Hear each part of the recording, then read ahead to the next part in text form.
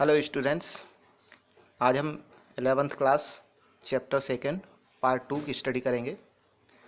पिछले पार्ट में हमने यूनिट्स एंड मेजरमेंट में यूनिट देखा था कि यूनिट्स क्या होती हैं। ओके, इसमें कुछ यूनिट्स और हैं जो हमारे डेली यूज़ में काम आती हैं, जैसे मिनट के लिए MIN, जिसमें इसकी SI यूनिट होती है 60 सेकेंड, क्योंकि टाइम को हम सेकेंड में मेजर करते हैं। ऐसे ही आवर की है तो इसमें 3600 सेकेंड, डे की 86,400 सेकेंड, ऐसे ही ईयर की होगी। तो ये सभी टाइम है तो इनको सेकेंड में मेजर करेंगे, क्योंकि SI यूनिट सेकेंड होती है टाइम की। और इसी तरीके से बहुत सी यूनिट और दी गई हैं जिनको हम डेली लाइफ में यूज़ करते हैं। ओके, तो आपको एक बार इनको रीड करना है, देखना है, पढ़ लेना है। ओके, नेक्स्ट हम देखेंगे इम्पॉर्टेंट चीज़ है जो मेज़रमेंट ऑफ लेंथ। ओके, तो लेंथ को हम मेज़र कैसे करते हैं, तो इसकी SI यूनिट होती है मीटर, आपको पता है। ओके, तो you are already familiar with some direct method for the measurement of length. For example, a metre scale is used for length from 10 to power -3 metre to 10 to power 2 metre. Okay, यहाँ तक हम metre का use करते हैं। A vernier callipers used for length to an accuracy for 10 to power -4 metre. Okay, जो vernier callipers होता है उसको हम स्मॉल लेंथ को मेज़र करने के लिए यूज़ करते हैं, जो कि बहुत ज़्यादा एक्यूरेट होती है। ओके, इसी तरह स्क्रू गेज को हम यूज़ करते हैं, जो कि और ज़्यादा एक्यूरेट होती है, वो बहुत ज़्यादा स्मॉल लेंथ को एक्यूरेट तरीके से मेज़र कर सकता है। ओके, नेक्स्ट हम देखेंगे, यहाँ पर इम्पॉर्टेंट चीज़ है, ये बहुत एग्ज़ाम में आती है, मेज़रमेंट ऑफ लार्ज डिस्टेंसेस। तो जो बहुत ज़्यादा लार्ज डिस्टेंस होती हैं, बहुत ज़्यादा लॉन्ग डिस्टेंस होती हैं, उनको हम मेज़र कैसे करेंगे। तो ऑब्वियसली हम उसको मीटर से, किलोमीटर से मेज़र नहीं कर सकते। जैसे कि हमें किसी प्लानट की डिस्टेंस निकालनी है, स्टार की डिस्टेंस निकालनी है, तो हम उसको मीटर या किलोमीटर से मेज़र कैसे कर पाएंगे। तो उसके लिए हम मेथड का यूज़ करते हैं।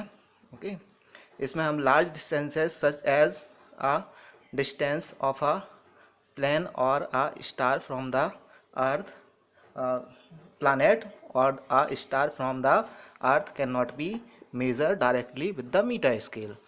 An important method is in such cases is the parallax method। तो ये parallax method यूज़ होती है लॉन्ग डिस्टेंस को मेज़र करने के लिए। जैसे हमें किसी प्लानट की डिस्टेंस निकालनी है, अर्थ से कितनी दूरी पर है, तो हम इस पैरालॉक्स मेथड का यूज़ किया जाता है।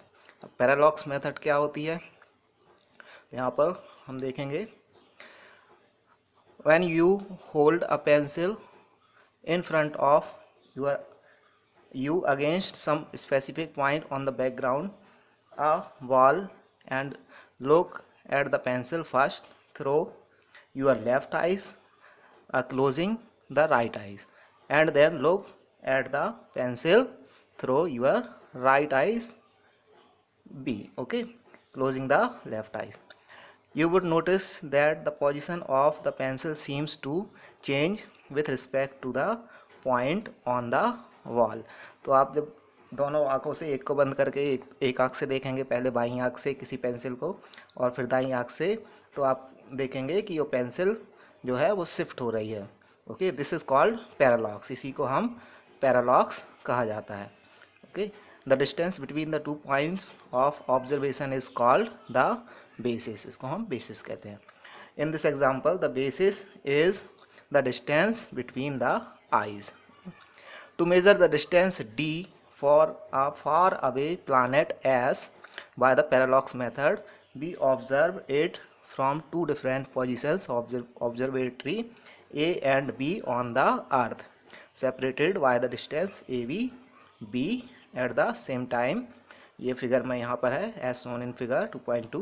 we measure the angle between the two directions along which the planet is viewed at these 2 points। the angle ASB in figure 2.2 represented by the symbol theta is called the parallax angle or parallactic angle। Okay, तो यहाँ पर हमें एक diagram दिया हुआ है 2.2। यहाँ पर देखेंगे कि यहाँ पर हम मान लेते हैं कि कोई हमारा बहुत दूर कोई ऑब्जेक्ट है, कोई प्लैनेट है एस, ओके। इसको हमें डिस्टेंस पता करनी है, और यहाँ पर हमारे अर्थ पर की सरफेस पर 2 पॉइंट लिए हमने ए और बी, ओके।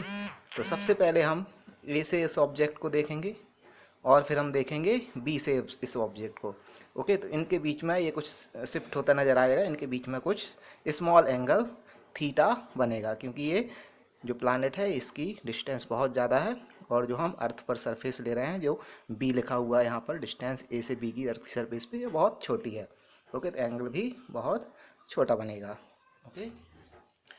तो यहाँ पर हम देखेंगे as the planet is very far away, B upon D is very very small, जो फ्रॉम 1, जो एक से बहुत ज़्यादा छोटा होगा, ओके।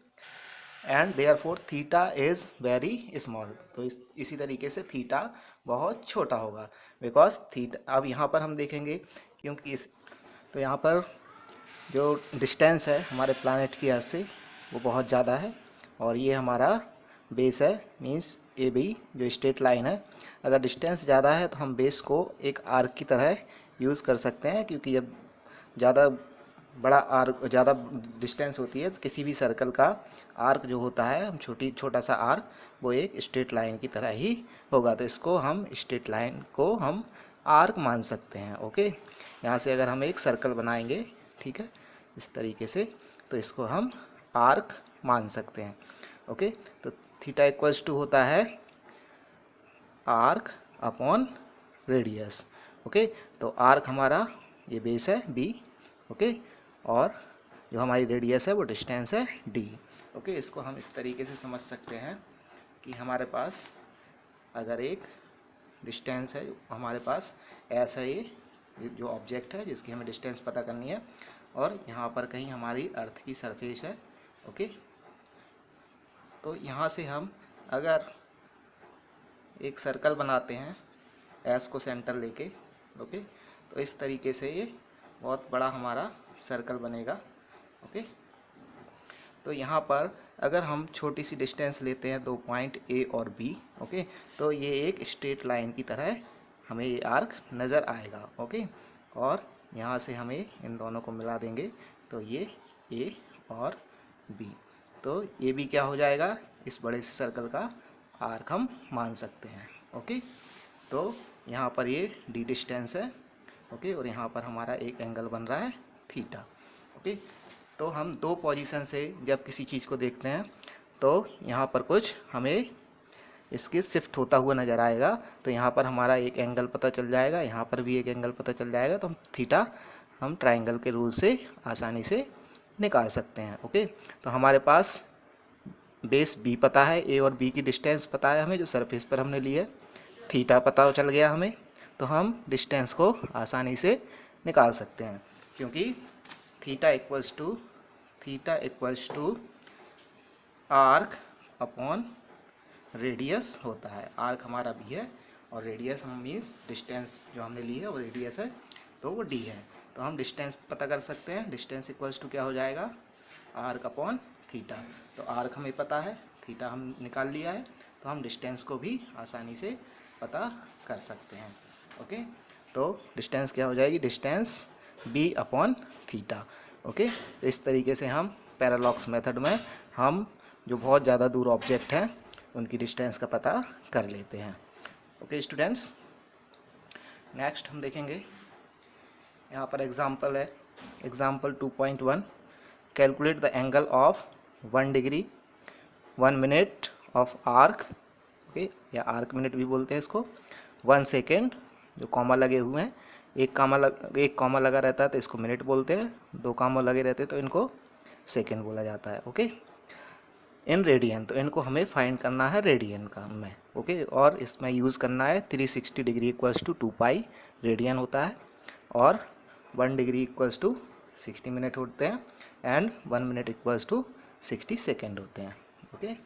तो यहाँ पर हमें इनको पता करना है, ओके। तो यहाँ पर सबसे पहले हमें दिया है 1 डिग्री की क्या वो वैल्यू होगी रेडियन में, तो यहाँ पर हमें पता है 360 डिग्री की वैल्यू होती है 2 पाई रेडियन, तो 1 डिग्री की हो जाएगी पाई बाय 180 रेडियन, तो इसकी वैल्यू कितनी हो जाएगी 1 डिग्री की 1.745 इंटू 10⁻⁻2 रेडियन। पाई की वैल्यू यहाँ पर हम पुट करेंगे 22/7 और इसको हम कैलकुलेट करेंगे तो हमें ये वैल्यू मिलेगी। ओके, इसी तरह अगर हमें सेकंड का मिनट का पता करना है तो 1 डिग्री में 60 मिनट होते हैं।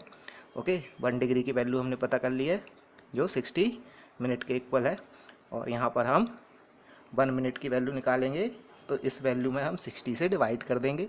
ओके, तो हमें 1 मिनट की वैल्यू मिल जाएगी। इसी तरह 1 सेकंड की वैल्यू निकालना है तो जो हमारी 1 मिनट की वैल्यू आई है उसको भी हम 60 से डिवाइड कर देंगे। ओके, तो हमें ये वैल्यू यहाँ पर मिल जाएगी।